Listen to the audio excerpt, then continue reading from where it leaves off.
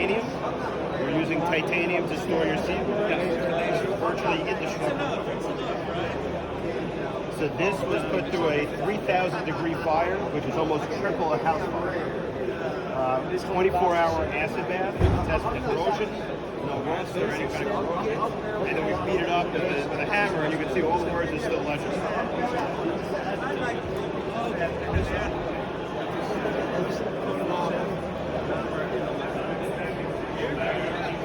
How we stamp the words in is we developed this pinch that makes it easy to stamp into such a hard, durable material.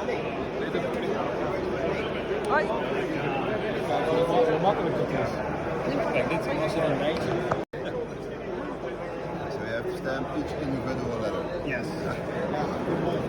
I tell people carve out an hour to do the whole thing. Should take 20 to 30 minutes. Yeah. So these are the special designer plates? So these are the special designer plates. Yeah. This one is limited. It's a limited edition just for the show. So we only made 21 of them.